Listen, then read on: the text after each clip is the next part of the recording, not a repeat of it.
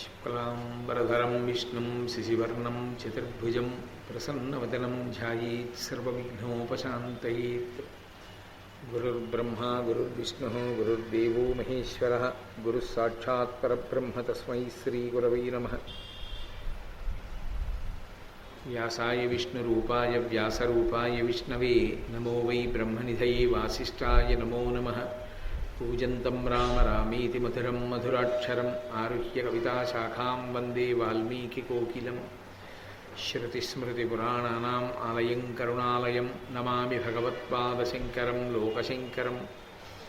वागर्धाविव सम्पृक्तौ वागर्धप्रतिपत्तये जगतः पितरौ वन्दे पार्वतीपरमेश्वरौ। सूक्तिं समग्रयितुनः स्वयमेव लक्ष्मीः श्रीरङ्गराजमहिषी मधुरैः कटाक्षैः। वैदग्ध्यवर्णगुणकुम्भनगौरवैर्यां कण्डूलकर्णकुहराः कवयोधयन्ति। हैमोत्फपुण्ड्रमजहन्मकुटं सुनासं मन्दस्मितं मकरकुण्डलचारुगण्डं बिम्बाधरं बहुलदीर्घकृपाकटाक्षं श्रीवेङ्कटेशमुखमात्मनि सन्निधत्ताम्। विमलपटी कमलकुटी पुस्तकरुद्राक्षसस्तहस्तपुटी कामाक्षी पक्ष्मलाक्षी कलितविपञ्ची विभासि वैरिञ्ची मनोजवं मरुततुल्यवेगं जितेन्द्रियं बुद्धिमतां वरिष्ठं वातात्मजं वनरयूथमुख्यं श्रीरामदूतं शिरसा नमामि। आपदामपहर्तारं दातारं सर्वसम्पदां लोकाभिरामं श्रीरामं भूयो भूयो नमाम्यहम्। नारायणं नमस्कृत्य नरं चैव नरोत्तमं देवीं सरस्वतीं व्यासं ततो जयमुदीरयेत्। हरिः ओम्। పరమేశ్వరస్వరూపైన సభకి నమస్కారం. ధర్మవ్యాధునితో కౌశికుడు మాట్లాడుతున్నాడు. కౌశికునికి ధర్మవ్యాధుడు ప్రబోధం చేస్తున్నాడు. కౌశికుని మనసులో ఉండిపోయినటువంటి అనుమానం ఏమిటంటే, ఈయన 4వ వర్ణములకు చెందినవాడు కదా, అందున విశేషించి మాంసాన్ని అమ్ముతున్నాడు. ఈయనకి ఇంత ధర్మ ప్రబోధం చెయ్యగలిగినటువంటి శక్తి ఎలా వచ్చింది, ఏమి అనుష్ఠానం చేశాడు, ఎలా తెలుసుకోగలిగాడు? ఇక్కడ మీరు పట్టుకోవలసినటువంటి రహస్యం ఒకటి ఉంది. అందరూ ఒక మార్గాన్నే పట్టుకుని తరించాలని లేదు. ఇది వేద హృదయం. అందుకని వ్యాసుడు పంచమ వేదమైనటువంటి మహాభారతంలో ధర్మవ్యాధుని ద్వారా మరొకసారి నొక్కి చెప్పిస్తున్నాడు ఆ మాట. ఎవరు ఏది చేస్తే తరిస్తారో శాస్త్రం చెప్పింది. అది విడిచిపెడితే పాడవుతాడు. అది చేస్తే చాలు తరించిపోతాడు. ఇంకా మళ్ళీ నేనేదో ఎవరిలాగో చేయలేదన్న బెంగేం అక్కర్లేదు. ధర్మవ్యాధుడు 4వ వర్ణమునకు చెందినవాడు. 4వ వర్ణము వారు ఏ ధర్మాన్ని పాటించాలో ఆ ధర్మాన్ని పాటించాడంతే. అంతకు మించి ఆయన ఇంకేం చేయలేదు. అది పాటించినంత మాత్రం చేత ఆయన ఏమైపోయాడంటే, ఒక సద్బ్రాహ్మణుడు ఎలా పండిపోతాడో అలాగే పండిపోయాడు. తప్పించి మీకు నేను ఇంకా తేలికగా అర్థమయ్యేటట్టు చెప్పాలి అంటే, గడ్డివాము ఉంటుంది. గడ్డివాములోకి తీసుకెళ్ళి ఒక సపోటాకాయని, ఓ మామిడి బాగా పండడానికి సిద్ధంగా ఉన్నటువంటి ఓ మామిడి పండుని, ఓ అరటికాయని, వాటిని ఆ గడ్డిలో పెట్టారనుకోండి, ఏది అన్నిటిలోకి తొందరగా ముగ్గిపోవాలి అంటే, దేని స్వభావం మగ్గిపోవడానికి తేలికగా ఉంటుందో అది తొందరగా మగ్గుతుంది. అరటిపండు తొందరగా మగ్గుతుంది అన్నిటిలోకి. కారణం ఏమిటంటే అది దాని స్వభావం. తేలికగా తరించగలిగిన వాడెవరు అంటే ఒక్క 4వ వర్ణములకు చెందినటువంటి వాడే యథార్థమునకు. అంతే శాస్త్రం యొక్క నిర్ణయం. ఎందుచేత అని అడుగుతారేమో. ఆయనది సేవా ప్రవృత్తి. నమ్మి సేవ చేస్తాడు. నమ్మి సేవ చేయించుకున్నప్పుడు ఆయనకి ఉద్ధారకమైనటువంటి రీతిలో సేవ చేయించుకున్నా చేయించుకోకపోయినా ఆయనకి దాంతో సంబంధం లేదు. ఒక బ్రాహ్మణుడు అని నమ్మి సేవ చేశాడు, గురువుగారు అని నమ్మి సేవ చేశాడు, అంతే తరించిపోయాడు. యువతలవాడు అలా లేడనుకోండి, ఆ పాపం వీడిదే. కానీ ఆయనకి మాత్రం దోషం రాదు, ఆయన పండిపోతాడంతే. అందుకే నేను మళ్ళీ మళ్ళీ మళ్ళీ మళ్ళీ చెప్తున్నాను, యథార్థమునకు జాగ్రత్తగా పాటించగలగాలి. కానీ తొందరగా పరమేశ్వరుణ్ణి చేరుకోవడానికి, ఎక్కువ అభ్యున్నతిని పొందడానికి అవకాశం ఉన్న వర్ణం 4వ వర్ణం. వాళ్ళకున్నంత అవకాశం యథార్థానికి మిగిలిన వాళ్ళకి తక్కువ. అందరికన్నా కష్టంతో కూడుకున్న జీవితం ఎవరిది అంటే బ్రాహ్మణుడు. అందుకని గౌరవం, అందుకని మర్యాద ఇస్తారు. ఆయన చదువుకోవాలి, చాలా కష్టపడి చదువుకోవాలి, చదువుకుని నేర్చుకోవాలి. నేర్చుకోవడంతో సరిపోదు, దాన్ని 10 మందికి అర్థమయ్యేలా చెప్పాలి. చెప్పేటప్పుడు రాజీ పడకూడదు. నేను ఇలా చెప్తే నన్ను ఏమైనా అనుకుంటారేమో అనేటటువంటి భయం ఉండకూడదు. శాస్త్రాన్ని నమ్మి శాస్త్రంలో ఉన్నది మాట్లాడగలగాలి. ఎందుకంటే ముందు తనకి లోపల నమ్మకం ఉండాలి. నేను చెప్తున్నది సత్యం, నేను అవతల వాళ్ళని పాడు చేయడానికి చెప్పట్లేదు. నేను చెప్తున్నది సత్యం, నమ్మిన వాళ్ళు తప్పకుండా వృద్ధిలోకి వస్తారు అనుకున్నప్పుడు ధైర్యంగా దాన్ని చెప్పగలగాలి. 10 మంది యొక్క అభ్యున్నతి కొరకు తాను పాటుపడగలగాలి. కాబట్టి ధర్మవ్యాధుడు మాట్లాడుతూ అంటున్నాడు, తనకుల ధర్మము విడువక మనుట పరమ ధర్మమండ్రు మాన్యులు, చిత్తంబున కృపకలుగుట ముఖ్యపు పని, సైరణ వలయు అఖిల భావములందు. 4వ వర్ణం వాళ్ళు తరించిపోవడానికి ప్రధానమైనటువంటి కారణాలు ఏవో చెప్తున్నాడు. మొట్టమొదట 3 కారణాలు చెప్పాడు. ఏది కులవృత్తియో ఆ కులవృత్తి చెయ్యడంలో దోషము రాదు. 2, అన్నిటికన్నా మనసులో దయ కలిగి ఉండడం అనేటటువంటిది ప్రధానమైన ధర్మం. అందరికీ సమాన ధర్మములు ఉంటాయి, అవి కొంతమందికి కాదు, అందరికీ. అందులో దయ ఒకటి. కాబట్టి మనసు యందు దయ కలిగి ఉండడం. 2, ఇతరులు చెప్పినటువంటి విషయంలో మంచిని గ్రహించడానికి తాను సిద్ధపడ్డాం. తప్ప మేము అనుకుంటున్నదే సత్యం అని చెప్పి వినడానికి వచ్చారనుకోండి, అప్పుడు అవతల వారు చెప్పిన దాన్ని వినడానికి మనసు సిద్ధంగా ఉండదు. మనసుకు ఉండేటటువంటి అత్యంత ప్రమాదకరమైన పోకడల్లో ఒకటి ఏంటంటే, ఏమీ తెలియకుండా ఒక ఊహా చిత్రాన్ని గీసి నిర్ణయాలు చేస్తుంటుంది. అది దానికి ఉండే లక్షణం. అందుకే చూడండి, ప్రిజుడీస్ అంటారు ఇంగ్లీష్లో అయితే. అది తనంత తానుగా ఒక పక్షపాతాన్ని అలవాటు చేసుకుంటుంది. దానికి ఏం సంబంధం ఉండదు, అసలు అవతల వ్యక్తి తెలియడు. రైల్లో యువతల పక్కన తను కూర్చుంటాడు, ఎదురుగుండా ఎవరో వచ్చి కూర్చుంటారు. పెట్టి జాగ్రత్త, కొంచెం అనుమానంగా ఉంది అంటాడు. అవతల కూర్చున్నవాడిని చూసి పెట్టి జాగ్రత్త అనుమానంగా ఉంది అనడానికి ఆయన ఈయన అనుకున్నట్లు లేడు. అందుకని ఆయన దొంగేమోనని తాను అపోహపడతాడు. ఒక్కొక్కసారి ఆయన చాలా మహోన్నతమైనటువంటి వ్యక్తి కావచ్చు. All the glitters is not gold అని ఇంగ్లీష్లో ఒక ప్రొవెర్బ్. మెరిసేదంతా బంగారం కాదు అని. కాబట్టి ఎదురుగుండా కనపడినవన్నీ నిజం కావచ్చు, కాకపోవచ్చు. కానీ మనసుకుండే లక్షణం ఏంటంటే ప్రతి దాంట్లోనూ అటువంటి స్థితిని కల్పిస్తుంది. ఒక పుస్తకం ఇచ్చి చదవండి అన్నాను అనుకోండి, ఇలా చూడగానే 2 వాక్యాలు చదువుతాడు, ఓ నిర్ణయానికి వచ్చేస్తాడు. అలా కాదు, దేనికైనా సరే పక్షపాతరహితముగా ముందు మనసు సిద్ధం కావాలి. ఒక ఉపన్యాసం వినడానికి వెళ్తున్నాం అనుకోండి, ముందు పక్షపాతాన్ని పక్కన పెట్టాలి. ఆయన చెప్పే దాంట్లో సారం ఉన్నదా, ఆయన చెప్తున్నది సాధికారికమా, దాన్ని అంగీకరించడానికి మనసు సిద్ధపడాలి. అలా అంగీకరించడానికి మనసు సిద్ధం కావడం అనేటటువంటిది చాలా ఉన్నతమైన స్థితిని పొందడానికి యోగ్యమైనటువంటి మనస్సు అని గుర్తు. నేను మీతో ఒక యథార్థం చెప్తున్నాను, మనస్సు అలా ఉంటే ఇంకా ఆయన తనంత తాను చేసుకోవలసినది ఏమీ ఉండదు. ఆయన చాలా సులువుగా పైకెక్కేస్తాడు. అది ఎలాంటిది అంటే లిఫ్ట్లో నించోవడం లాంటిది. తను ఏం కష్టపడక్కర్లా, జాగ్రత్తగా లిఫ్ట్ డోర్ వేసి ఏ అంతస్తుకి వెళ్ళాలో నొక్కితే చాలు, వెళ్ళిపోతాడు. మనసు ముందు పక్షపాతాన్ని విడిచిపెట్టి వినడానికి సిద్ధపడగలిగితే చాలు. ఆ పక్షపాతం విడిచిపెట్టనంతసేపు ఎన్ని వినండి, అది పక్కకి వెళ్ళి వంక పెడుతుంది. అలా కాకుండా పక్షపాత రహితముగా ఉండడానికి సిద్ధపడితే అవతల వారి యొక్క అభిప్రాయాన్ని వింటుంది, విని మంచి చెడులను విచారణ చేస్తుంది నిష్పక్షపాతంగా. శాస్త్రమునకు ఆయన చెప్పింది ఎత్తింది, నేను అలా అనుకోలేదు, నాది దోషం, కాబట్టి దిద్దుకుంటానంట. కాబట్టి అది ఉండాలి. సైరణ వలయు అఖిల భావములందున్ అని. నేనేం చేస్తుంటాను అని కదా నీ ఉద్దేశ్యం, కౌశికుడా, నేనేం చేస్తూ ఉంటానో చెప్తాను విను.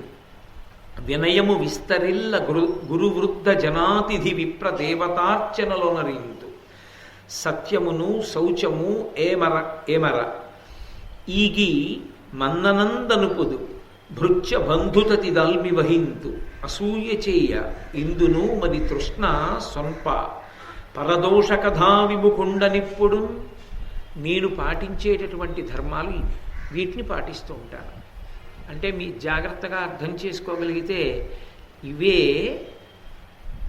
పరమ జాగ్రత్తగా గుర్తుపెట్టుకుని పాటించవలసినటువంటివి. వినయము విస్తరిల్ల గురు వృద్ధ జనాతిథి విప్రదేవతార్చనలొనరింతు. వినయము విస్తరిల్లా, పరమ వినయంతో. వినయము అన్న మాట ఎప్పుడు వస్తుంది? నేను వినయంగా ఉంటానండి అన్నాను అనుకోండి, ఒక్కనాటికి ఉండలేదు.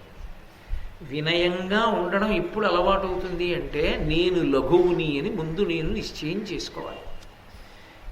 అవతల వాళ్ళు గురువు ఎప్పుడవుతారంటే నేను లఘువునైతే తప్ప, అవతలవాడు గురువు ఎప్పటికీ కాలేడు మీరు లఘువు కావడానికి ఇష్టపడనంతసేపు. మీరు నా హృదయాన్ని పట్టుకున్నారో లేదో, నేను లఘువు కావడం అన్న మాటకు అర్థం ఏంటంటే వారికన్నా నాకు అన్నీ తక్కువే తెలుసు, వారంత గొప్పవాణ్ణి నేను కాను అని నేను అనుకున్నాను అనుకోండి, నేను ఎవరి ముందు నించున్నారో వాళ్ళ ముందు నా తల ఉంచుతాను. అసలు ఏదో అలా పిలుస్తున్నాం కానండి, ఏదో సైకిల్ చక్రంలో గాలి కొట్టించుకోవడానికి వెళ్ళి గురువు గాలి కొట్టంటారు. ఆ గురువు గారికి జీవితంలో గురువు గారికి తేడా లేదనుకోండి, ఇంకా వినయం ఎక్కడి నుంచి వస్తుంది? పేరు గురువుగారు అంటారు. నేను చూస్తుంటాను, గురువుగారు మీకు తెలియదు, మేము చెప్పినట్టు వినండి అంటారు. ఇంకేం గురువుగారు? అది కాదు. గురువుగారు అంటే వినయం. గురువుగారు అని పిలిస్తే నేను లఘువు గారు అని అర్థం. కాబట్టి అక్కడ నేను చెప్పడానికి ఏమి ఉండదు, నేను వినేవాడిని. ఆయన నాకు సలహా కాదు, ఆయన నాకు చెప్పింది శాసనం. అసలు ముందు ఆ లఘుభావన లేకుండా మనసులో అవతల వాళ్ళని మీరు పిలవడం వల్ల వచ్చే ప్రయోజనం ఏమి ఉండదు. అసలు ముందు నేను లఘువుని, ఆయనకన్నా నేను చాలా చిన్నవాడిని, నాకేం తెలుసు ఆయనకన్నా, ఆయన మహానుభావుడు, ఆయన అన్నీ తెలుసున్నవాడు, ఉద్ధారకుడు, ఆయన నన్ను ఉద్ధరించగలడు అని నమ్మారనుకోండి, మీరు వినయంతో తలంచుకుంటారు కదా. కాబట్టి వినయంగా ఉండండి అని నేను అన్నాను అనుకోండి, అలాగే ఉంటానండి. ఎందుకుంటుంది? ఎలా ఉంటుంది? ఎలా ఉండాలో నేర్చుకుంటేనే ఉంటుంది. అంటే దేని ముందు లఘువన్న భావన ఉండాలి. నేను చాలా చిన్నవాణ్ణి, ఎట్టి పరిస్థితుల్లోనూ వీళ్ళకన్నా నేను పెద్దవాణ్ణి కాను, కాబట్టి వీళ్ళ దగ్గరికి వెళ్ళినప్పుడు నా తల ఉంచి వినడమే. నేను వాళ్ళ దగ్గర మాట్లాడవలసిన అవసరం ఉండదు, వాళ్ళు మాట్లాడతారు, నేను వింటాను అంతే అని నిశ్చయం చేసుకోవలసింది ఎవరి దగ్గర అంటే గురువు గారి దగ్గర. ఇది ఆ మహానుభావుడు ధర్మవ్యాధుని యొక్క గొప్పతనం. గురువు గారి దగ్గర నేను లఘువునయ్యా, ఈ మాట మొట్టమొదట చెప్పగలిగాడు. ఈ మాట కౌశికుని యందు అన్వయం కాలేదు సరిగ్గా. కాబట్టి గురు వృద్ధజనులు ఉంటారు. వృద్ధజనులైనటువంటి వారి ముందు తల ఉంచి ఉండాలి. ఎందుకంటే వారిది అనుభవం, వారు ఎన్నో విషయాలు స్వయంగా అనుభవించిన వారు. అందుకే వాళ్ళ దగ్గరికి వెళ్ళినప్పుడు వినయం ఎందుకు అంటే వాళ్ళ అనుభవం ముందు నీ అనుభవం తక్కువ, అందుకని లఘువు. కాబట్టి అందుకని గౌరవించవలసి ఉంటుంది. నేను ఉద్యోగానికి జాయిన్ అయిన కొత్తల్లో చాలా పెద్ద ఒక ఆయన ఉండేవారు. ఆయన నాతో ఓ మాట అంటుండేవారు, నాకు ఇప్పటికీ బాగా జ్ఞాపకం. తెలియక కొత్తగా జాయిన్ అయినప్పుడు ఉద్యోగంలో అని ఏదో పెద్దవాళ్ళని అధిక్షేపిస్తే ఆయన ఓ మాట అనేవారు, ఓ 20 ఏళ్ళు సర్వీస్ చేసేసిన తర్వాత నీకు తెలుస్తుంది ఎక్స్పీరియన్స్ అంటే ఏమిటో, ఇప్పుడు తెలియదులే అలాగే మాట్లాడతాం అనేవారు. నాకు ఎందుకు అలా అంటారు ఈయన అనుకునేవాడిని. ఆ తర్వాత నాకు అర్థమైంది అనుభవం అన్నది ఎంత గొప్పదో. 1,000 పుస్తకాలు చదవడం అనుభవానికి సమానం. అనుభవాన్ని మించినటువంటి పాఠం లోకంలో ఇంకోటి ఉండదు. వృద్ధుల యందు ఆ అనుభవం ఉంటుంది. వారు ఎన్నో ఉత్థానపతనములను చూసిన వారు, ఎన్నో కష్టసుఖాలు పడ్డవారు. అందుకే వారి మాట వినగలిగితే మనం ఆ కష్టంలో పడక్కర్లేదు. మనకు అర్థమైపోతుంది. తండ్రి ఒరే నాన్న రాత్రి ఒక్కడివి 12 గంటలు 1 గంట వేళ ఒక్కడివి తిరక్కు అంటాడు. నాన్నగారు ఎందుకు చెప్పారో అని మానేశాడు అనుకోండి, వదిలిపోతుంది. నాన్నగారు 12, 1 గంటకి వెళ్ళొద్దని ఎందుకన్నారో తెలుసుకుంటానని వెళ్ళాడు అనుకోండి, 4 కుక్కలు పీకాకి తెలుస్తుంది. బొడ్డు చుట్టూ 14 ఇంజక్షన్లు చేయించుకున్నాక నాన్నగారికి ఇంతకు ముందు అది అయింది, అందుకు నాన్నగారు చెప్పారు. కాబట్టి ఇప్పుడు నాన్నగారు చెప్పింది పాటిస్తే చాలు. 14 ఇంజక్షన్లు 4 కుక్కలు పీకడాలు ఉండవు. వృద్ధులు నీకన్నా ఎప్పుడూ గురువులే, నువ్వు లఘువే దాని ముందు, ఎందుకంటే ఆ అనుభవం నీకు లేదు. కాబట్టి గురు వృద్ధజన అతిథి. అతిథి అంటే మనం పిలిస్తే వచ్చినవాడు అతిథి, మనం ఆహ్వానిస్తాం. అయ్యా మా ఇంటికి ఇవాళ దేవతార్చనకి రండి అంటాను. దేవతార్చన అంటే భోజనం చేయండి అనకూడదు, దేవతార్చనకి రండి అనాలి.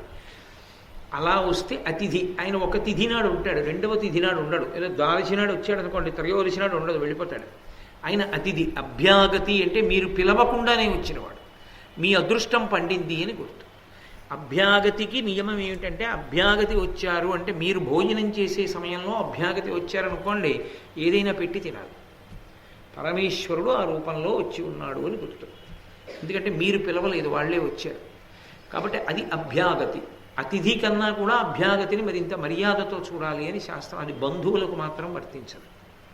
బంధువులు అభ్యాగతి కారు, బయట వాళ్ళు అభ్యాగత అవుతారు. ఎందుకంటే బంధువులు ఎప్పుడైనా రావడానికి అధికారం పొంది ఉంటారు. అందుకని అభ్యాగతి అని అనడం కష్టం అవుతుంది వాళ్ళని.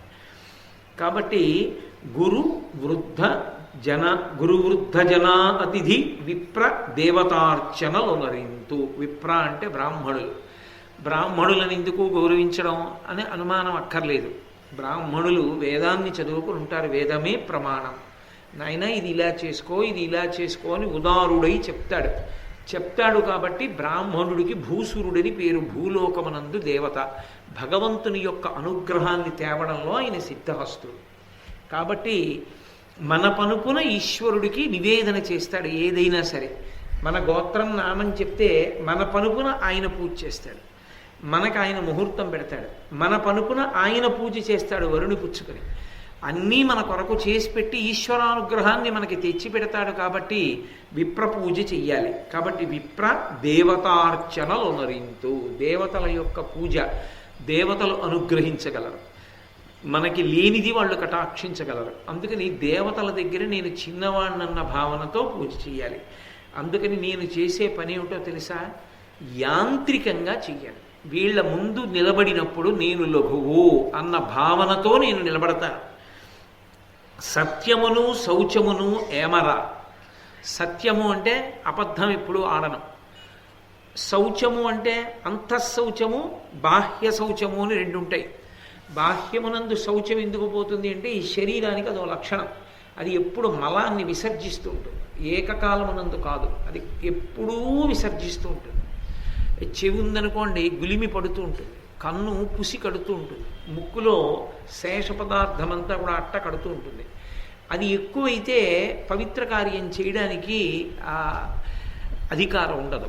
అందుకని స్నానం చేస్తే శౌచం కలుగుతుంది. అందుకని బాహ్య శౌచాన్ని నిలబెట్టుకోవడానికి స్నానం, అంతఃశౌచాన్ని నిలబెట్టుకోవడానికి పవిత్రమైనటువంటి భావన, భగవత్ సంబంధమైన భావనల చేత లోపల శౌచము నిలబడుతుంది.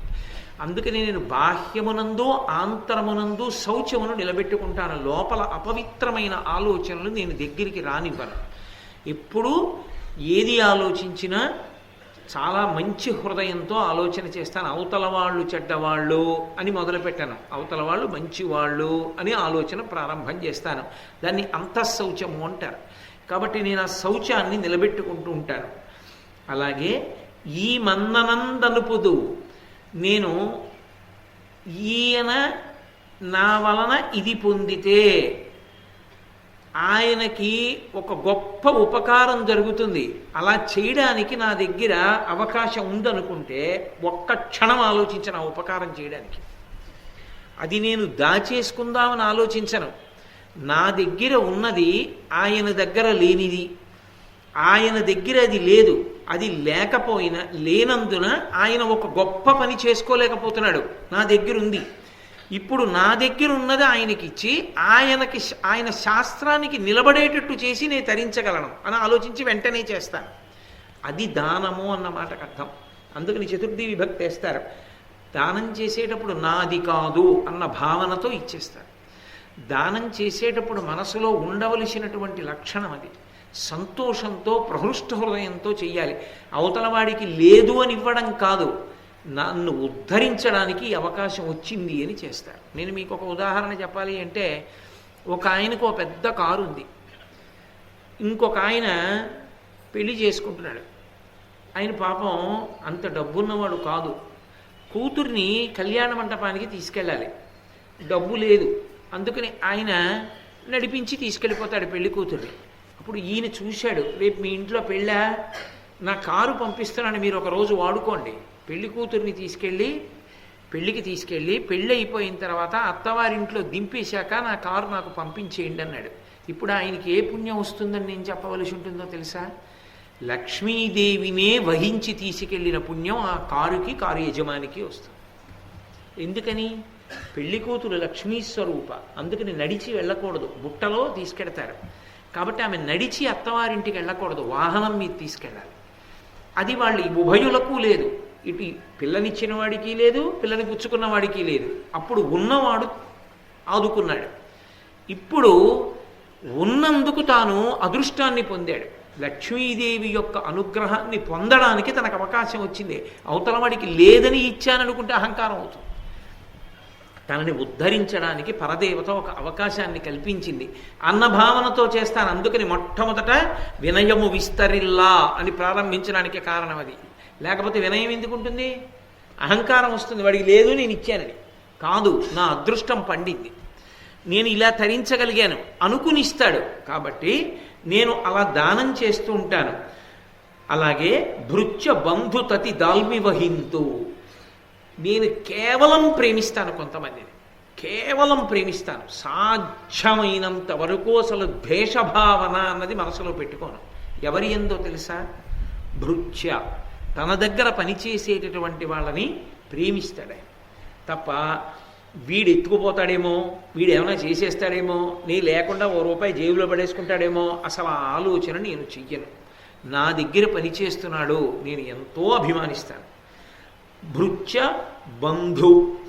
బంధుతతి అంటే బంధువులు, దేహబంధుత్వం ఉంటుంది. ఏదో బంధుత్వం గురించి నేను పెద్ద విశేషంగా ఉపన్యాసం చెప్పేది ఏముంటుందండి? మీకు తెలుసు, బంధువులు పుట్టుకతో వస్తారు. మనం పుట్టడంతోనే బంధుత్వాలు వస్తాయి. అందుకే ఇది దేహబంధుత్వం అంటారు. నేను ఒక తల్లిదండ్రులకి కుమారుడుగా పుట్టగానే నాకు పెదనాన్నగారులు ఉంటారు, పినతండ్రులు ఉంటారు, నాకు అన్నదమ్ములు ఉంటారు, అక్క చెల్లెళ్ళు ఉంటారు. ఇవి కాక జీవన క్రమంలో వచ్చేటటువంటి బంధుత్వాలు కొన్ని ఉంటాయి. అవి కాలంలో కలుస్తాయి. ఏదో నా కూతుర్ని కన్యాదానం చేశాను అనుకోండి, నాకు ఉయ్యాల వారు వస్తారు, అటువైపు వాళ్ళతో బంధుత్వాలు వస్తాయి. నా కొడుకుని నేను పెళ్లి చేసి కోడల్ని తెచ్చుకున్నాను అనుకోండి, అటువైపు వారితో బంధుత్వాలు కలుస్తాయి. అప్పుడు ఇవి కాలక్రమంలో వస్తాయి, కొన్ని పుట్టుకతోనే వచ్చేస్తాయి. వీటి పట్ల గౌరవం ఉండాలి.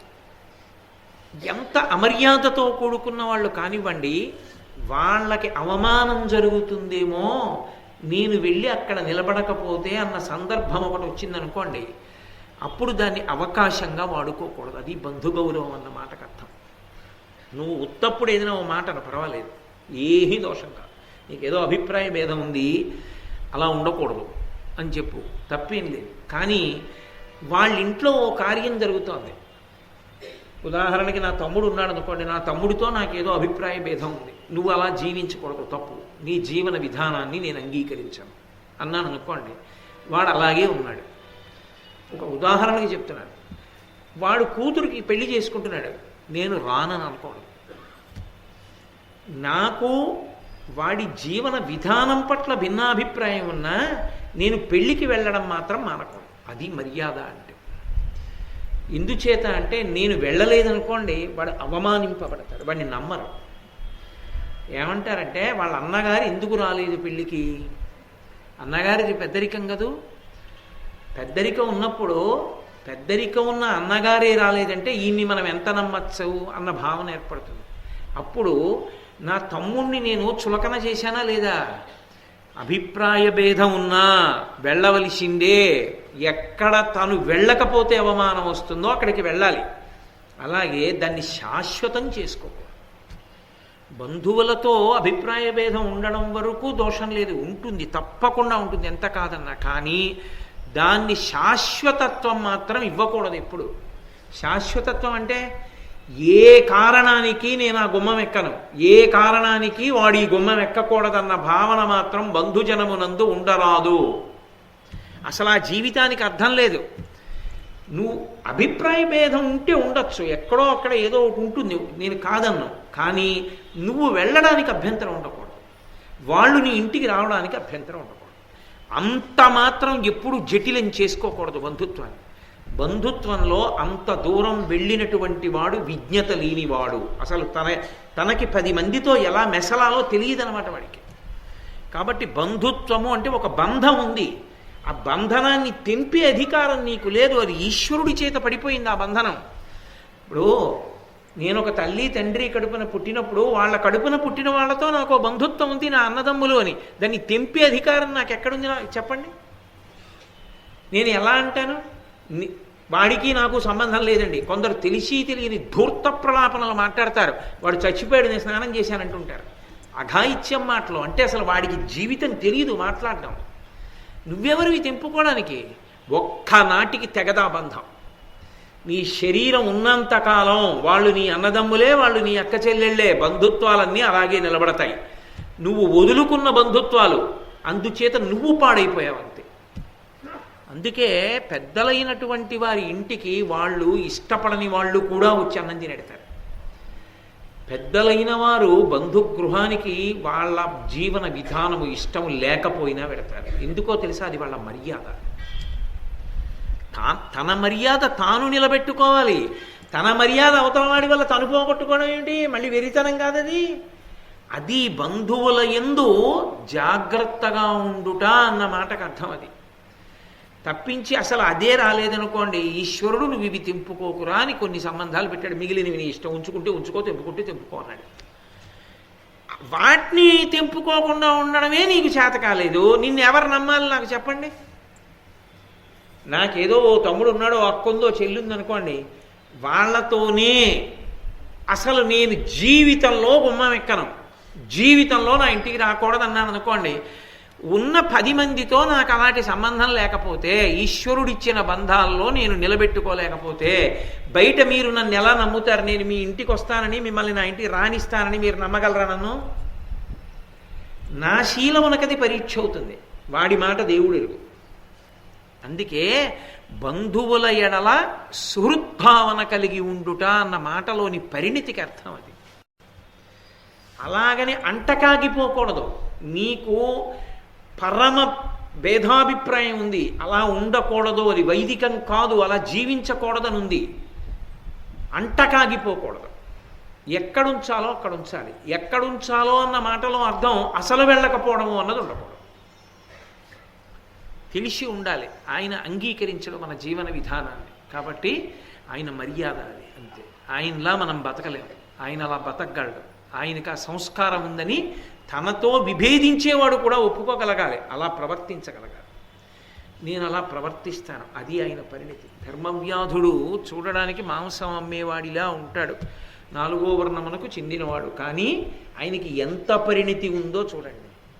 కాబట్టి భృత్యు బంధుతతి దాల్మి వహింతు అసూయ చెయ్య. నేను అసూయ దగ్గరికి రానివ్వను. అసూయ అన్న మాటకు అర్థం ఏమిటో తెలుసా? తనకి లేదని ఏడవడం కాదు, వాడికి ఉందని ఏడవడం. ఇప్పుడు దానివల్ల వచ్చే ప్రమాదం ఏమిటంటే, నాకు లేదని నేను ఏడిచాను అనుకోండి, ఆ ఏడుపు మాన్పచ్చు. అవతల వాడికి ఉందని ఏడిచాను అనుకోండి, నా ఏడుపు మాన్పడం మీ చేతిలో లేదు. నాశనం అవడం ఒక్కటే జవాబు ఉంటుంది. ఎందుకని? నాకు లేదని ఏడిస్తే ఓ 100 రూపాయలు మీరు ఇవ్వచ్చు. నాకు ఇల్లు లేదని ఏడిస్తే మీరు ఇల్లు కట్టించవచ్చు. నాకు ఆవు లేదని ఏడిస్తే మీరు ఆవు ఇవ్వచ్చు. అవతల వాడికి 1000 రూపాయలు ఉన్నాయని ఏడిస్తే మీరు వాడు 1000 రూపాయలు ఎత్తు రావాలి ఇంకంతే. అప్పుడు మీరు ఎలా నన్ను పోని 1000 రూపాయలు అట్టుకొచ్చారు, ఇంకోటిని చూసి ఏడుస్తాను. ఆ గుణం లోపల ఉన్నప్పుడు ఏడవకుండా ఎలా ఉంటాను? అప్పుడు ఎంత ఉంటే నేను తృప్తిగా ఉంటాను చెప్పండి? అది ప్రమాదం. అసూయ అన్న మాటకు అర్థం ఏంటంటే, తనకి లేదని ఏడవడం కాదు, ఇంకోటికి ఉందని ఏడవడం. అది బహుప్రమాదకారి. అలా ఉండకూడదు. అందుకే దానికి విరుగుడు చెప్తుంది శాస్త్రం. దానికి విరుగుడు ఏమిటంటే, అవతలవాడిని తనవాడిగా భావన చేయడం. మా అండం నేర్చుకున్నారనుకోండి, మీకు భేదం ఉండదు. ఎవరినైనా చెప్పేటప్పుడు ఎవరు అనుకుంటున్నారు? మా కుటుంబరావు గారండి అంటున్నారు అనుకోండి, మీకు అసూయ ప్రబలదు. ఎందుకంటే మావాడు అన్నప్పుడు ఆయనవన్నీ మీవే. ఆ సంతోషం మీకుంటుంది, అసూయ ఏర్పడదు. 2, చక్కగా అలా వృద్ధిలోకి రావాలి. అలాంటి వాళ్ళు 10 మంది స్నేహితులు ఉంటే కదా మనకి రేపు పొద్దున్న ఏమైనా అవసరం వస్తే ఆదుకునే వాళ్ళు ఉంటారు. వాళ్ళు వృద్ధిలోకి రావాలి, అలా నిలబడాలనుకోవాలి. అది అసూయకి విరుగుడు తప్ప అసూయని మీరు అవతలవాడు బాగుపడిపోతున్నాడని ఏడవడం అలవాటైపోయింది అనుకోండి, పరిష్కారం ఒక్కటే ఉంటుంది, నాశనం అయిపోవడం ఒకటే. అదే దుర్యోధనుడికి ఉంది. అందుకే బాగుపడలేకపోయాడు జీవితంలో. ఆయనకి లేక కాదు, పాడైపోయింది. పాండవులకు ఉందని ఏడిచాడు. అది ఎవరూ ఏమీ చేయలేరు. ఎందుకంటే వాళ్ళకున్న పరాక్రమం అటువంటిది. ఎక్కడి నుంచి వస్తుంది రమ్మంటే ఇప్పుడు రాదు. అందుకని వాళ్ళ మీద అసూయ పడ్డాడు. అసూయ ఏం చేస్తుంది? కలహానికి దారి తీస్తుంది. ఆ కలహం ఏం చేస్తుందంటే ఇద్దరిలో ఎవరో ఒకళ్ళు ఉండేట్టు చేస్తుంది. పోయాడు దుర్యోధనుడు, ఉన్నారు పాండవులు. ప్రమాదకర గుణము, దాన్ని ప్రజ్వరిల్లనివ్వను. అసూయని పసిగడుతూ ఉంటాను, నన్ను నేను పరిశీలిస్తూ ఉంటాను. వాడు బాగుపడుతున్నాడని నేను ఏడుస్తున్నానా చూసుకుని వెంటనే ఊరుకోబెడతాను. నాకు ఇది చెప్తున్నప్పుడు మరి నేను ఈ మాట ఎంతవరకు చెప్పచ్చు అన్నది నా మీద నాకే నిశ్చితాభిప్రాయం లేదు. కానీ ఒక మంచి విషయమే కాబట్టి నేను ప్రస్తావిస్తే దోషం లేదు అని అనుకుంటున్నాను. నేను విశాఖపట్నంలో చదువుకునే రోజుల్లో ద్రోణందాసు సత్యనారాయణ గారని ఒక రాజకీయ నాయకుడు ఒక పార్టీ మీద పోటీ చేశారు. తిన్నేటి విశ్వనాథం గారని వారు ఒక పార్టీ మీద పోటీ చేశారు. నేను ఏదో కారణానికి ఓ సెంటర్లో నిలబడి ఉన్నాను, ఏ బస్సు ఎక్కడానికో దేనికో. ఆ 4 రోడ్ల కూడల్లో మాట్లాడడానికి ఇట్నుంచి తిన్నేటి విశ్వనాథం గారు కారులో వచ్చారు, అట్నుంచి ద్రోణందాసు సత్యనారాయణ గారు కారులో వచ్చారు. ద్రోణందాసు సత్యనారాయణ గారు గెలిచే అవకాశాలు ఎక్కువగా ఉన్నాయని ఆ రోజుల్లో తిన్నేటి విశ్వనాథం గారికి తెలుసు. ద్రోణందాసు సత్యనారాయణ గారు దిగారు, ఇటు విశ్వనాథం గారు దిగారు. అది పెద్దరికం అంటే. గబగబా వెళ్ళి విశ్వనాథం గారు ద్రోణందాసు సత్యనారాయణ గారి చేయి పట్టుకుని, బుద్ధుందా, ఎన్నికలు శాశ్వతం అనుకుంటున్నావా, 5 ఏళ్ళు ఏమిటా మొహం ఎంత నల్లగా ఉందో చూడు, ఎందుకు అంత తిరిగేస్తున్నావు, ఆరోగ్యం పాడైపోతే ఎవరిస్తారనుకుంటున్నావు, ఎండలో తిరక్కు అని తన కారులోంచి మజ్జిగ తెప్పించి ఇచ్చారు. ఇస్తే ద్రోణందాసు సత్యనారాయణ గారు మజ్జిగ తాగి విశ్వనాథం గారి కాళ్ళ మీద పడిపోయారు. మిమ్మల్ని నేను ఆశీర్వచనం అడగకూడదు, కానీ నేను గెలవాలని ఆశీర్వచనం చేయండి అన్నారు. ఒరేయ్, నేను గెలిచినా నువ్వు గెలిచినా కావలసింది అందరికీ క్షేమం చూడటమేరా, విజయీ భవ, తప్పకుండా గెలు. అది అసూయ లేకపోతే నా జీవితంలో నేను మరిచిపోలేని సంఘటన. అది అసూయ లేకుండా ఉండడం అంటే. అందుకే మహానుభావుడు తిన్నేటి విశ్వనాథం గారి పేరు చెప్తే ఇప్పటికీ అంత గౌరవిస్తారు. కాబట్టి అది పుట్టుకతో రావాల. సంస్కార బలం అంత తేలిగ్గా రాదు. అవి మెరుపులు. అటువంటి వాళ్ళు ఎక్కడున్నా అందంగానే ఉంటుంది. కాబట్టి నేను అసూయతో ఉండను. ఎందునూ మది తృష్ణ సాంప. తృష్ణగా మారుతోందేమో పరిశీలిస్తాను, తృష్ణగా మారుతుంటే తెంపేస్తాను. తృష్ణ అంటే సుఖం లేదు అని తెలిసి దానికోసం విపరీతమైన వెంపర్లాట. మృగతృష్ణ అని ఉంటుంది. ఎడారిలో ఎక్కడో నీళ్లు కనపడినట్టుగా ఉంటాయి, జంతువు పరిగెడుతుంటుంది. ఆ నీళ్లు మళ్ళీ దూరంగా వెళ్ళినట్టు ఉంటాయి, మళ్ళీ పరిగెడుతూ ఉంటుంది. దాహంతో పడిపోయి చచ్చిపోతుంది తప్ప అసలు అందులో నీళ్లు ఉండవు, దానికి దొరకవు. తృష్ణ అంటే ఆర్పలేని కోరిక. తృష్ణ ఎవరిని పట్టుకుందో వాడు తృణము అయిపోతాడు. తృణము అంటే గడ్డిపరక. తృష్ణ తిప్పేస్తుంది వాడిని, ఇక కళ్ళు కనపడవు. తృష్ణకి వశుడైపోయాడా ఇక ఆపలేరు.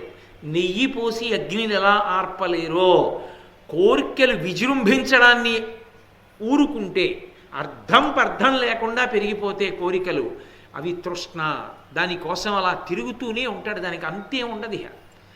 అలా తిరిగితే జీవితకాలం వృధా అయిపోతుంది. చివరికి ఇంత కష్టపడి తృష్ణతో తిరిగి సంపాదించింది బిడ్డలకు వెళ్ళిపోతుంది, తను సాధించకున్నది ఏమీ ఉండదు. కాబట్టి తృష్ణ ఏర్పడుతోందా కోరికగా ఏర్పడుతోందా చూసుకుంటాను.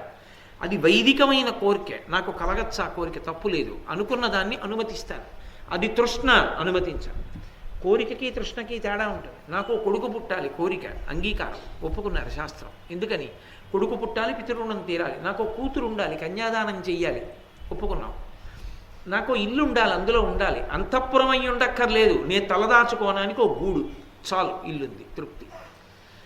నేను వెళ్ళడానికి ఒక వాహనం ఉండాలి, అది మోటార్ సైకిలా ఏసీ కారా పక్కన పెట్టండి, నేను వెళ్ళడానికి వాహనం ఉంది, తృప్తి. అది ఉన్న ఇల్లు కాదు, పెద్ద 7 అంతస్తుల మేడ తృష్ణ. తలదాచుకోవడానికి గూడు కోరిక. సంతానం కలగాలి, వాడి యొక్క ప్రతిభకి తగిన పదవిలోకి వాడు కూర్చోవాలి. కాదు, వాడు కలెక్టరే అవ్వాలి, తృష్ణ. తృష్ణకి కోరికకి తేడాని పరిశీలిస్తే మనిషి అగ్గగ్గలాడి తృణము కాడు. కోరికకి తృష్ణకి తేడా తెలియకపోతే తృణమైపోతాడు. అందుకే నేను తృష్ణకి లోనవుతున్నానా చూసుకుంటూ ఉంటాను. తృష్ణకి నేను వశుడను కావట్లేదు, నేను చక్కగా ఒబ్బిడిగా ఆ కోరిక తీర్చుకుంటూ ఉంటాను.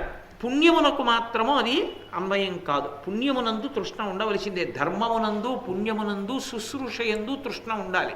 ఇంకా చెయ్యాలి, ఇంకా చెయ్యాలి, ఇంకా చెయ్యాలని తాపత్రయం ఉండాలి. విద్యయందు కూడా. విద్యయందు వాంఛా పరివృధియును ప్రకృతి సిద్ధగుణంబులు సజ్జనాళికి. కాబట్టి పరదోష కథా విముఖుండ ఎప్పుడు ఇతరుల విషయాలు తెలుసుకోవడం మీదే మక్కువ ఉంటుంది కొంతమందికి. మీరు చూడండి, నేనే చూస్తుంటా చాలామందిని. వాళ్ళకి ఎక్కువ కావలసింది ఏమిటంటే ఊళ్ళో వాళ్ళ ఉన్న విశేషాలన్నీ ముందు కావాలి. ఎక్కడ ఏం జరుగుతోందో వ్యక్తిగత విషయాలు తెలుసుకోవడం మీద ఉన్న శ్రద్ధ నిజంగా శాస్త్రం తెలుసుకోవడం మీద కించిత్ కూడా ఉండదు, దూరంగా పెట్టేయవలసిందే. పరదోష కథా విముఖుండన్, ఇతరులు ఏదైనా తప్పు చేస్తే దాన్ని చెప్పడం ఎంత సరదాయో కొంతమందికి. ఏంటండి ఏంటండి అని వింటాడు. ఆ తప్పు వినాలనే కుతూహలాన్ని నేను వదిలేసుకున్నాను ప్రయత్నపూర్వకంగా. ఎవరైనా ఇంకోళ్ళ తప్పు మాట్లాడితే విముఖుడను, వినను, వెళ్ళిపోతాను. అప్పుడు ఏమవుతుంది? అసలు నీకు అవతల వారిని తక్కువ చెయ్యాలనే ఆలోచన నీ ఎందుండదు. నీ మనసు పవిత్రంగా ఉంటుంది, శౌచ్యం నిలబడి ఉంటుంది. అందుకని నేను అవతల వారిని చిన్నబుచ్చి తక్కువ చేసే మాటలు వినను. అది ఎంతో అవసరమైతే, ఏదో అవతల వారితో ఏదో కార్యం నడపవలసి వస్తే తెలుసుకోవడం వేరు. అదే పనిగా ఊళ్ళో వాళ్ళందరి గురించి తక్కువ చేసి మాట్లాడుతూ ఉండడం వేరు. మీరు కొంతమందిని చూడండి, నోరు విప్పితే అంతే, పురాణం ఉపన్యాసం అంతా వింటారు, ఇంటికి వెళ్ళిపోతూ చేసే పని అది. ఆఖరికి అది గురువుగారి కుటుంబ వ్యవహారం అని కూడా ఉండదు.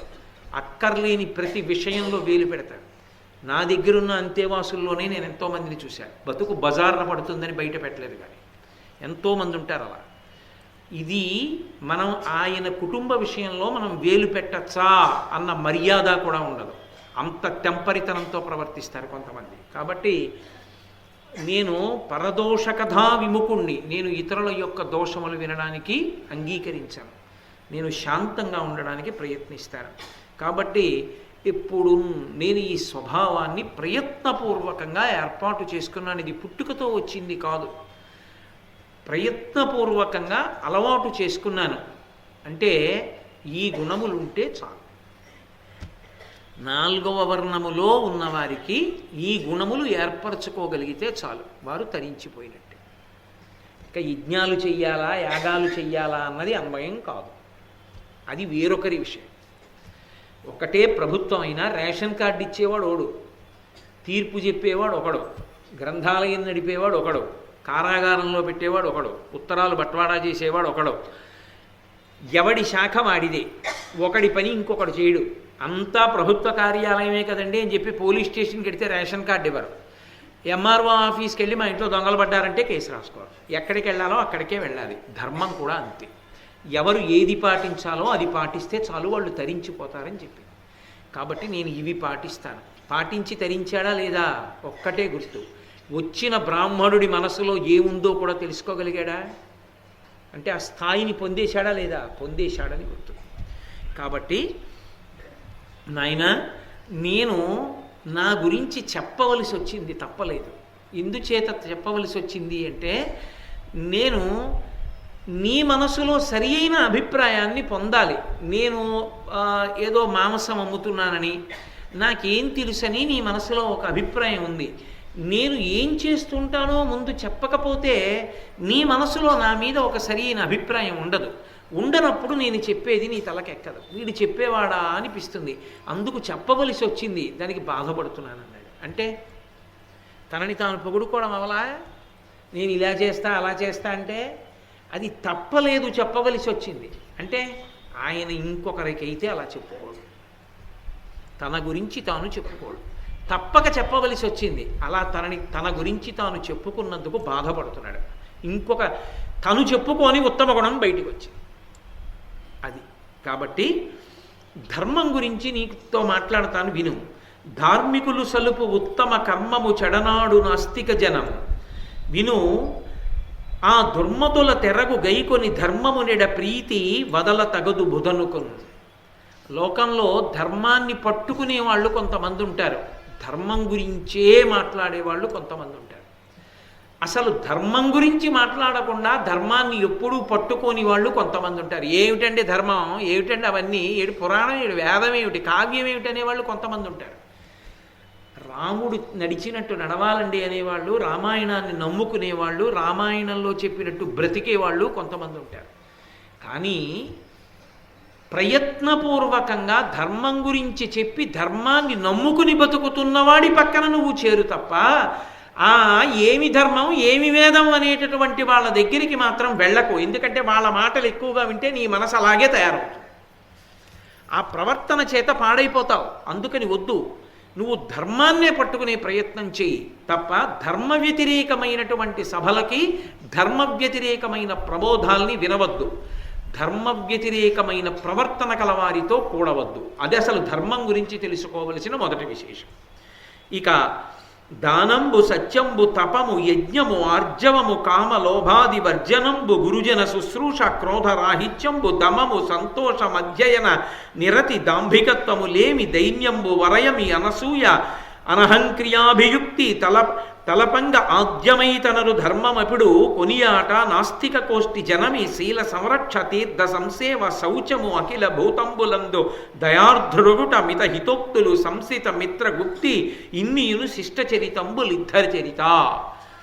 మంచివాడు, ఆయన చారిత్రము మంచిది, ఆయన నడవడి మంచిది అనిపించుకోవాలి అంటే లోకంలో చాలామంది ఒక వ్యక్తిని ఆయన చాలా ఉత్తముడు అని అనాలి అంటే ఇదిగో ఈ గుణములను ప్రయత్నపూర్వకంగా తెచ్చుకోవాలి.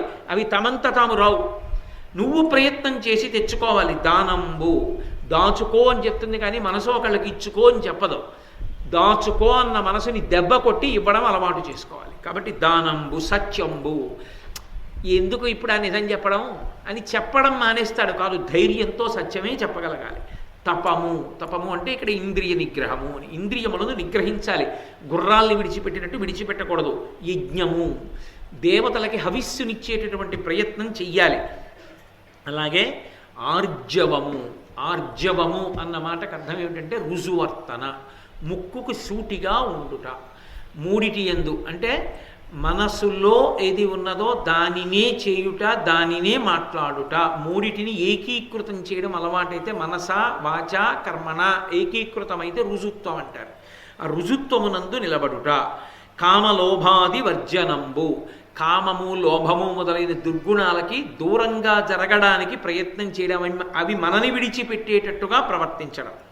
గురుజన శుశ్రూష, గురువు గారికి శుశ్రూష చేయడం. క్రోధరాహిత్యంబు, క్రోధాన్ని విడిచిపెట్టడం. అలాగే బాహ్యేంద్రియ నిగ్రహాన్ని అంతరింద్రియ నిగ్రహాన్ని అలవాటు చేసుకోవడం. సంతోషము, ఉన్నదానితో తృప్తిగా జీవనం చెయ్యగలడం. అధ్యయన నిరతి, కొత్త విషయాల్ని మంచి విషయాల్ని తెలుసుకోవాలనే కుతూహలం, వింటూ ఉండడం చదువుకుంటూ ఉండడం. కాబట్టి అధ్యయన నిరతి. దాంభికత్వములేమి, పైకి ఒకలా ఉండి లోపల ఒకలా ఉండడం, అలా ఉండకుండా లోపల పైన ఒకలాగే ఉంటే దంభం లేకుండా ఉన్నాడంటారు. దైన్యంబు వరయమి, ఎప్పుడు దిగులుగా ఎప్పుడు ఏమిటో పోగొట్టుకున్న వాళ్ళ ఏదో ఆలోచనతోటి బెంగ పెట్టుకుని కాకుండా ఉత్సాహంగా ఉండగలగడం. అనసూయ, ఇతరుల పట్ల అసూయ లేకుండా ఉండడం. అనహంక్రియాభియుక్తి, అహంకారాన్ని విడిచిపెట్టడం. తలపంగ ఆజ్యమైదనరు ధర్మమిపుడు కొనియాట, ఇవి ఎవరికైనా ఉండవలసినటువంటి లక్షణాలు. నాస్తిక్య గోష్ఠి జనమి, వేదము ప్రమాణము కాదని మాట్లాడే వాళ్ళ దగ్గరికి వెళ్లకుండా తనంత తాను దూరంగా ఉండడం. శీల సంరక్ష, స్వభావం మంచిదిగా ఉండేటట్టుగా తనని తాను దిద్దుకోవడం. తీర్థ సంసేవ, తీర్థయాత్రకి వెళ్ళడంలో అనురక్తిని చూపించడం. శౌచము, ఆంతరమునందు బాహ్యమునందు శౌచాన్ని నిలబెట్టుకోవడం. అఖిల భూతములందు దయార్థుడగుట, అన్ని భూతముల యందు దయతో ప్రవర్తించడం. మిత హితోక్తులు, మాట్లాడేటప్పుడు అవతల వారికి హితం చెప్పేటప్పుడు మితంగా చెప్పడం. ఎందుచేత అంటే మీరు హితం చెప్పేటప్పుడు లఘువుగా చెప్పాలి. పెద్ద ప్రమాదం ఎక్కడొస్తుందంటే హితాన్ని దీర్ఘంగా చెప్పారనుకోండి, అవతల వాడికి చీకాకు వస్తుంది. ఈయన పాటించాడు ఏమిటండి ఇవన్నీ అంటారు. అంటే మితంగా మాట్లాడాలి. అవతలవాడు ఎప్పుడైనా సరే దెబ్బతిని ఉన్నాడనుకోండి, తప్పు మార్గంలో ఉన్నాడనుకోండి, మీరు ఖండించి గంట సేపు ప్రసంగం చేస్తే వాడు ముదిరిపోయి వెళ్ళిపోతాడు, గట్టిపడిపోయి. అలా కాదురా నాయనా, నీ అమ్మ నాన్న గురించి ఆలోచించి వాళ్ళు ఎంత ఏడుస్తున్నారో, వాళ్ళ కొరకైనా నువ్వు మారరా ఒక్క మాట. గాంధీ గారు ఆటోబయోగ్రఫీలో రాసుకున్నారు, తను చిన్న చిన్న దొంగతనాలు చేసినప్పుడు తండ్రి గారు కొట్టినా మారలేదు. ఆఖరణ తండ్రి గారికి నోట మాట లేదు, ఇక చనిపోయేటట్టుగా ఉన్నారు. అటువంటప్పుడు చేతి కంకణంలో ముక్క తీసి బంగారం అమ్మేశారు. ఆయన చేసిన దొంగతనం తండ్రికి తెలిసింది, మృత్యుశయ్య మీద ఉన్నారు. ఆయన గాంధీ గారిని కొట్టినన్నాళ్ళు గాంధీ గారు మారలేదు. చనిపోయేటప్పుడు ఇక మృత్యుశయ్య మీద ఉండి ఆ కొడుకుని దగ్గరికి పిలిచి గాంధీ గారి చెయ్యి పట్టుకుని అలా చూశాడు తండ్రి. చూడడంలో ఎంతో బాధ కలిగింది. వీడు మారట్లేదు, దొంగతనాలకు అలవాటు పడుతున్నాడు, ఏమవుతాడో అని. నోట మాట రాలేదు. 2 కన్నుల వెంట నీరు ధారగా తలగడా మీద పడింది. జీవితంలో గాంధీ గారి దొంగతనం చేయలేదు. నోటితో అన్ని చెప్పినవి మార్చలేకపోయాయి. తండ్రి కన్నుల నీరు గాంధీ గారిని మార్చి జాతిపితని చేసింది, ఫాదర్ ఆఫ్ ది నేషన్. ఈ జాతికంతటికి ఆయన తండ్రి. అందుకే ఒక్క మాట ఆయన మీద తక్కువ చేసి మాట్లాడకూడదు. తండ్రిని ఎలా మాట్లాడమో జాతికి తండ్రి గాంధీ గారు. ఆయనకి మనం ఆ గౌరవం ఇచ్చినప్పుడు ఆ గౌరవాన్ని నిలబెట్టకపోతే మంది తప్పు. తండ్రిని తిడితే కొడుకుని తిడతారు, కానీ తండ్రిని తిట్టేమిట్రా అని ఆ తండ్రిని తిట్టరు. మళ్ళీ వెళ్ళి తండ్రిని తిట్టినవాడు వాడు పనికి మాలినవాడు. గాంధీ గారిని తిడితే గాంధీ గారికి ఇప్పుడు ఆయన కొత్తగా మార్చుకోవలసింది లేదు, ఆయనకి కొత్తగా మనం తెచ్చే అపకీర్తి లేదు, మన నడవడి మనకి తెలియదు అని లోకానికి తెలుస్తుంది. కాబట్టి తండ్రిని తిట్టడం ఎటువంటిదో జాతిపితని తిట్టడం అటువంటిది, సృష్టికర్తని తిట్టడం అటువంటిది. చతుర్ముఖ బ్రహ్మగారు సృష్టికర్త. అందుకే నేను తరచుగా బ్రహ్మ అన్న మాట ఒక్కటి ఆయన పట్ల మాత్రం వాడను, బ్రహ్మగారు అంటుంటాను. కారణం ఏమిటంటే సృష్టికర్త, ఆయన గౌరవానికి పాత్రుడు. అందుకే బ్రహ్మ అన్న శబ్దాన్ని ఒక్కదాన్ని నేను ఏకవచనంలో ఎప్పుడు వాడకపోవడానికి కారణం అదే. సృష్టికర్త ఎందు గౌరవం ఉండాలి. ఆ గౌరవం నీ మనసు ఎటువంటిది అన్నది ఆవిష్కరిస్తుంది. బ్రహ్మగారిని ఏకవచనం చేసినా బహువచనం చేసినా ఆయనకుండే గౌరవం ఆయనకుంటుంది. ఇప్పుడు నా వల్ల ఆయన కొత్తగా గౌరవం వచ్చే కల్లా నా బతుకు ఎటువంటిదో లోకానికి తెలుస్తుంది నేను మాట్లాడే మాటని బట్టి. కాబట్టి ఆయన అంటున్నారు, అఖిల భూతముల యందు దయార్ద్రుడగుట, మితహితోక్తులు, సంశ్రిత మిత్ర గుప్తి. ఇది చాలా చాలా గొప్ప లక్షణం. నా మిత్రుడు కదా అని నమ్మి ఒక మిత్రుడు వచ్చి తన కష్టం చెప్పుకుంటాడు, ఇంత ఇబ్బందిలో ఉన్నాను నేను అని. అంతే, విని మిత్రుడికి సలహా చెప్పాలి, లేకపోతే మిత్రుడిని ఓదార్చి పంపించేయాలి. గోడకి చెప్పి వెళ్ళిపోతే ఎలా ఉండాలో మిత్రుడు చెప్పిన మాట విషయంలో అలా ఉండాలి తప్ప ఎట్టి పరిస్థితుల్లో పక్కకి చెప్పకూడదు. మిత్రుడు నమ్మి చెప్పుకున్న దాన్ని ఇతరులకి చెప్పడం అతని జీవితాన్ని వీధిలో పడేయడం. విని మరిచిపోవాలంతే, అతన్ని ఓదార్చి పంపించేయాలంతే. అతను నీకు చెప్పుకోవడం ఓదార్పు కోసం వచ్చాడు, నువ్వు 10 మందికి చెప్పి చులకన చేస్తావని రాలేదు. కాబట్టి అది నిలబెట్టుకోవడం, నీ వ్యక్తిత్వాన్ని పెంచుకోవడం. ఏమిటో పర్సనాలిటీ డెవలప్మెంటు అని విదేశీయాల్లో ఉన్నటువంటి రచయితల పేర్లు ఉటంకిస్తూ చెప్తారు. మహాభారతంలోనూ రామాయణంలోనూ చెప్పిన కన్నా గొప్పగా చెప్పగలిగిన వాళ్ళు ఉంటారేంటి? ఈ ఒక్క పద్యం చాలు పర్సనాలిటీ డెవలప్మెంట్ ఏమిటో. కాబట్టి సంశ్రిత మిత్రగుప్తి ఇన్నియును శిష్టచరితంబు లిద్ధచరిత, ఇవన్నీ కూడా మంచి గుణములు కలిగిన వాడు, కీర్తివంతుడు, మంచి ప్రవర్తన ఉన్నవాడు అని చెప్పడానికి హేతువులు.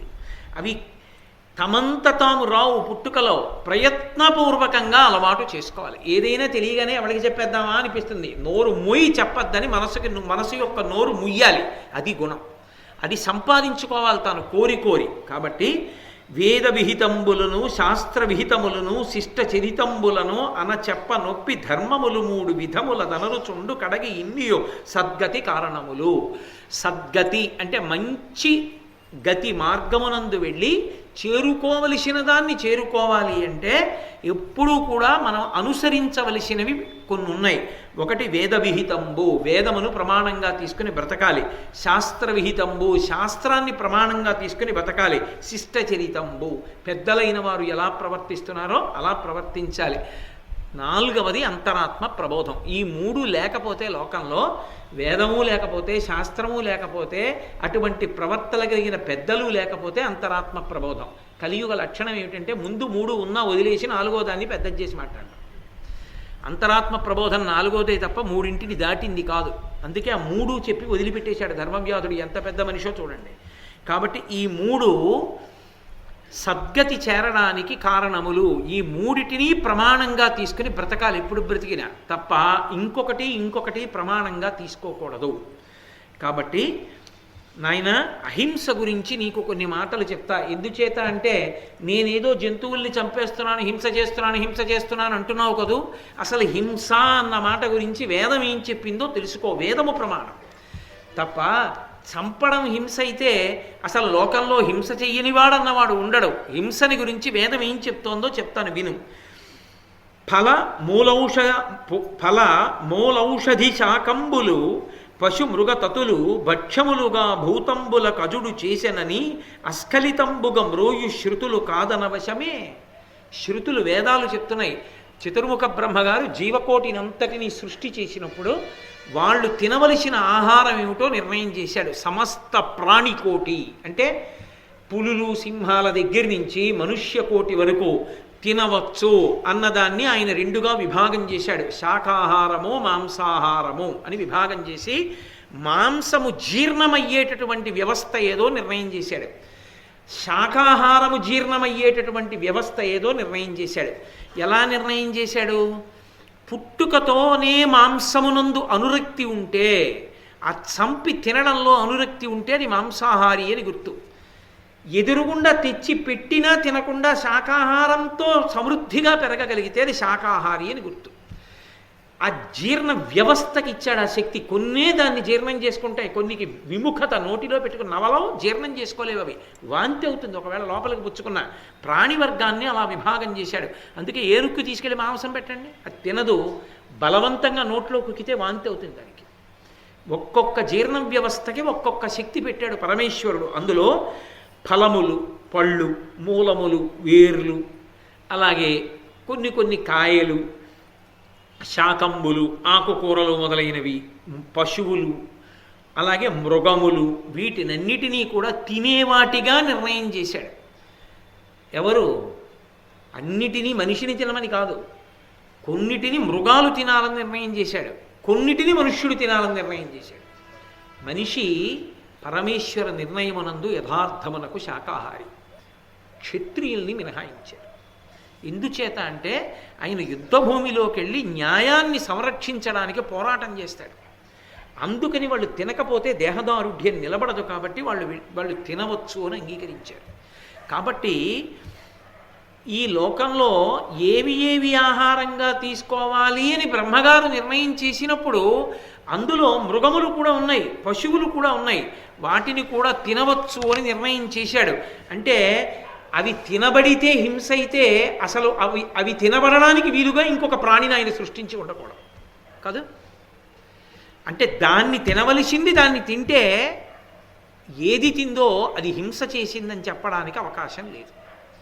ఓ కుక్క అలా వెళ్ళిపోతూ ఓ కోడి పిల్లని ఎత్తుకుపోయింది అనుకోండి, ఇప్పుడు కుక్క పాపం చేసిందని చెప్పకూడదు, అది మాంసాహారి, ఎత్తుకుపోతుంది అంతే, అది దాని లక్షణం అంతే.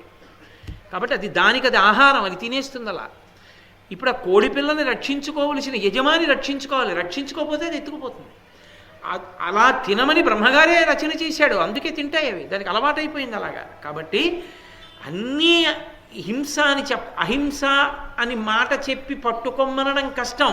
ఇక మనుష్యునికి సంబంధించినంత వరకు హింస చెయ్యొద్దు అని నోటితో చెప్పడం చాలా తేలిక. అసలు మనుష్యుణ్ణి హింస చేయకుండా ఉండు అని చెప్తే హింస చెయ్యకుండా ఉండడం సాధ్యమా? అందుకే వేదం అంగీకరించలేదు, అన్నిటినీ హింస అని వేదం చెప్పలేదు. ఆ పరిణితి లేని వాళ్ళు హింస అంటే దేన్ని చంపకుండా ఉంటేనే అహింస అన్నారు. అలా అసలు ఎవరూ ఉండలేరు, ఆ చెప్పినవాడు కూడా ఉండలేడు. అహింస అన్న మాటకు అర్థం ఏమిటంటే ఏది చంపకుండా నువ్వు బ్రతకలేవో వాటిని సాధ్యమైనంత తక్కువ చంపి బతికితే అహింసే. ఎలా అంటారేమో చెప్తున్నాడు ధర్మవ్యాధుడు. హాలికుండెంతయు నోజతోదునగా శీరాగ్రంబున జోకి ప్రాణలనేకంబులు చచ్చు హింసయది యౌనో కాదో వేయేలా మర్చులు నేలం జరించుచో పదములం త్రొక్కంబడుం పెక్కు జంతులు హింసావిధి కాదనంగా వశమే దోషజ్ఞ యూహింపుమా. ఎంత పెద్ద ప్రశ్న వేశాడో చూడండి. అది వేదం మీద అధికారం ఉండి మాట్లాడటం అంటే. ఒక వ్యవసాయదారుడు నాగలి పట్టి దున్నుతాడు. ఆ నాగేటి చాలుకు తగిలి ఎన్నో ప్రాణులు చచ్చిపోతాయి అది భూమిలోంచి వెళ్ళిపోతున్నప్పుడు. అప్పుడు వ్యవసాయదారుడు హింస చేయలేదా? వ్యవసాయదారుడు పంట వేస్తే ఆ పంటలో ఉన్న ఫలితాన్ని నువ్వు తింటే ఆయన చేసిన హింసలో భాగం 4వ వంతు నీకు పడలేదా? నువ్వు తిన్నప్పుడు ఆ పంట నీది కాదా?